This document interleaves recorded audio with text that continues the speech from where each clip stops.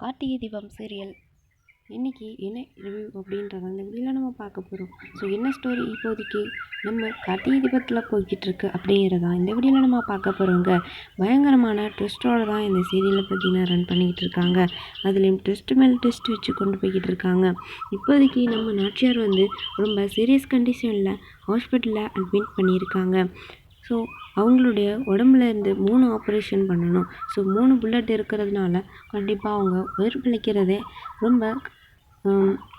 ரொம்ப பெரிய விஷயம் தான். கண்டிப்பாக இவங்களால் இப்போதைக்கு எதுவும் சொல்ல முடியாது அப்படின்ற மாதிரி டாக்டர் கை விரிச்சிடுறாங்க. இதை கேட்டுட்டு இருந்த ரம்யா பார்த்திங்கன்னா ஒரு பிளான் பண்ணுறாங்க.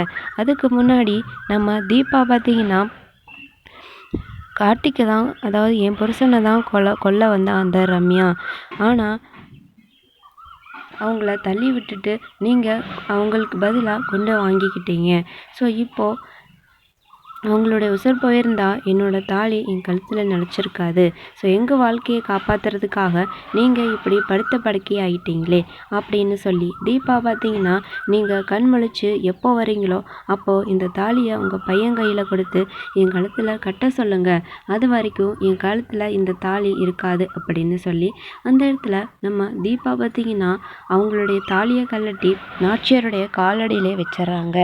ஸோ இந்த தாலி இங்கேயே இருக்கட்டும் அப்படின்னு சொல்லிட்டு இதை பார்த்துட்டு இருந்த ரம்யா என்ன பண்ணுறாங்கன்னா, இதுதான் நமக்கு சரியான வாய்ப்பு, இவ எப்படியே இருக்கட்டும். ஸோ இவ இப்படி இப்போ தாலியை கழட்டி வச்சுட்டு எப்படி இருக்காளோ அதே மாதிரியே இனிமே இவ கழுத்தில் இந்த தாலியை நம்ம ஏற விடக்கூடாது அப்படின்னு சொல்லி ரம்யா பிளான் பண்ணுறாங்க. நாச்சியார் இப்போதைக்கு சீரியஸ் கண்டிஷனில் தான் இருக்காங்க. அதனால் நமக்கு இதுதான் கரெக்டான சான்ஸு. அவங்க அப்போவும் தான் இருக்காங்க. அதனால் இப்போது அவங்கள கொலை பண்ணிட்டோன்னா யார் மேலேயும் சந்தேகம் வராது அப்படின்ற மாதிரி ரம்யா ஒரு பக்கம் கேவலமாக யோசிக்கிறாங்க. ஸோ தீபா எப்படி அவங்களுடைய தாலியை மறுபடியும் தன் கழுத்துக்கு கொண்டு வர போகிறாங்க, அந்த ரம்யா என்ன செய்ய போகிறாங்க அப்படின்றத நம்ம வெயிட் பண்ணி பார்க்கலாம். கண்டிப்பாக நாச்சியார் பிழைச்சி வந்தாங்கன்னா சீக்கிரமே நம்ம தீபாவுடைய லைஃப் கண்டிப்பாக கார்த்திகோட ரன் ஆகும்.